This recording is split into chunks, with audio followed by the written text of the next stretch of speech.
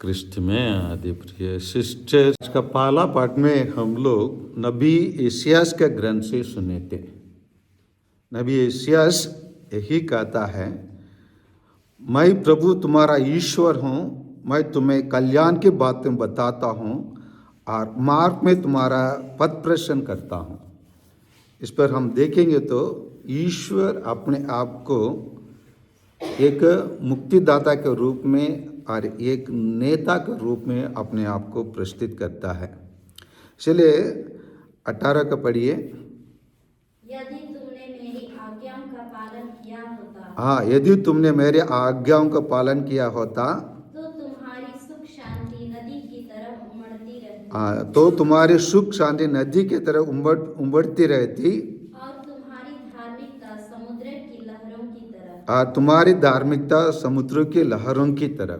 यहाँ पर देखेंगे तो आज्ञा देने वाला कौन है? कोई शिक्षक ही आज्ञा दे सकता है, जो नहीं तो कोई लीडर आज्ञा दे सकता है। इसलिए आज्ञा को पालन किया होता। आज्ञा का पालन करना मतलब इंग्लिश में हम कहेंगे तो लिसन टू, उसको कोई बात को हमको सुन के उसके अनुसार चलने को आज्ञा का पालन करते हैं। अगर करने से ईश्वर हमारे लिए क्या क्या अच्छे कार्य हमारे लिए कर सकते हैं, उसी को वर्णन किया गया है।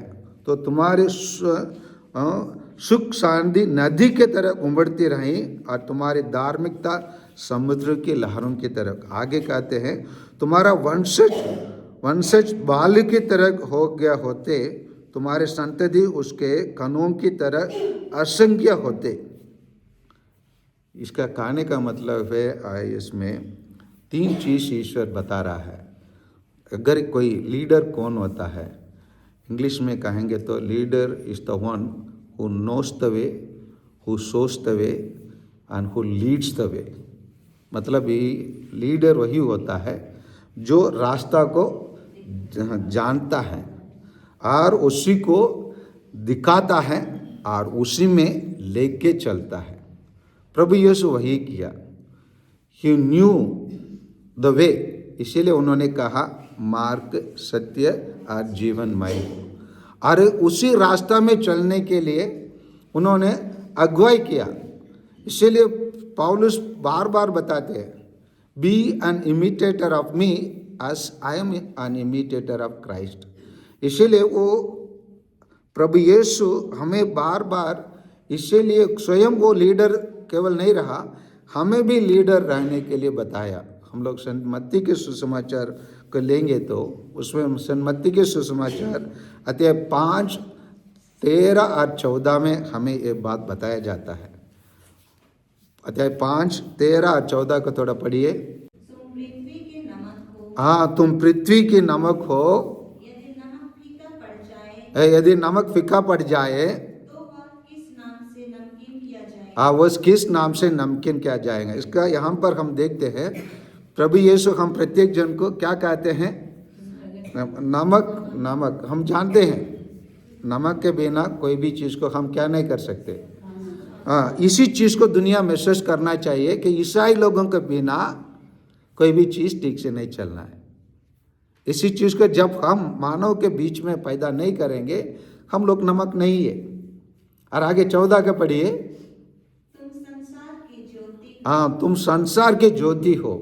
यहाँ पर हमको और भी प्रभु यीशु स्पष्ट कर देते हैं, हमें नमक बनना है, हमको ज्योति बनना है और दुनिया के लाइट बनना है।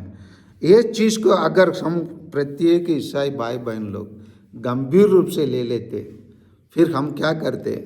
हम लोग दुनिया का अगुवाई करते हैं। हम करते आ रहे हैं, ऐसा तो नहीं है, हम करके आ रहे हैं। अगर हम करके नहीं आए होते, बहुत सारा चेंजेस दुनिया में नहीं होता, बहुत सारा चीज़ का आविष्कार नहीं होता। बहुत सारे लोग, जैसे हम मिशनरी लोग यहाँ हमारे देश में आए नहीं होते। बहुत सारे धनी लोग अपने धन संपत्ति को छोड़ के ये गरीब देश भारत में नहीं आए होते, और आकर यहाँ पर उनके मरने की आवश्यकता नहीं होता। उन लोग आए, उन लोग दीपक बन के आए, नमक बन के आए, और हमको भी उनके मार्ग पर चलने के लिए रास्ता दिखा कर गए। और इसीलिए फिर एक बार हमारी माँ कलीसिया और हम प्रत्येक जन दुनिया के नमक बनने के लिए, दुनिया का ज्योति बनने के लिए अधिक आवश्यकता है। इसीलिए हम बताया जाता है, यदि तुमने मेरी आज्ञाओं का पालन किया होता, किसके लिए संबोधित किया जाता है? यदि कौन है इधर?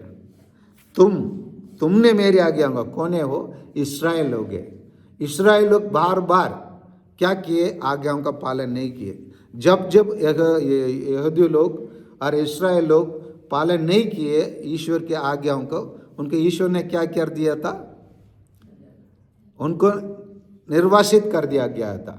उन लोग एक्साइल में भेज दिया गया था, दूसरे देश में। यहाँ पर हम देखेंगे तो यहाँ पर उनको बाबिलोन देश में उनको भेजा गया था। बाबिलोन देश में उनको गुलामी किया गया था, क्योंकि उन लोग ईश्वर के आज्ञाओं का पालन नहीं किए। अगर पालन किए होते, उन लोगों के लिए 3 चीज़ मिल जाता था। उन लोगों का सुख शांति मिल जाता था एक, और उन लोग नदी के किनारे में लगे वाले पौधा के बराबर हो जाते थे। नदी के किनारे में रहने वाला पौधा क्या हो जाता था? हाँ, फलदायक होता था। ऐसे हो जाते थे, और उनकी संख्या, उनके वंशावली बढ़ जाता था। ये सब ईश्वर ने उनको वादा किया। उसी के वादा करके ही अब्राहम को ईश्वर जब बुलाया, तो ये सब उनको देने के लिए तो बुलाया, लेकिन उन लोग उसी नियम को पालन नहीं किए, आज्ञाओं का पालन नहीं किए। इसलिए बार बार उन लोग निर्वासित किया गए, और अभी भी उन लोग युद्ध लड़ रहे हैं, क्योंकि उन लोग कभी भी ईश्वर की आज्ञाओं को पूर्ण रूप से पालन नहीं किए। आइए हम लोग भी इसी इस्राएल लोगों जैसे ना रहें, हम लोग ईश्वर की आज्ञाओं का पालन करें, ताकि ईश्वर ने हम प्रत्येक जन को ये नेता बनने के लिए, नमक बनने के लिए ईश्वर ने हमें बुलाया है। इसीलिए आइए हम ईश्वर के नियमों का पालन करते हुए हम सब दुनिया का नमक बने, दुनिया का लीडर बने। आमीन।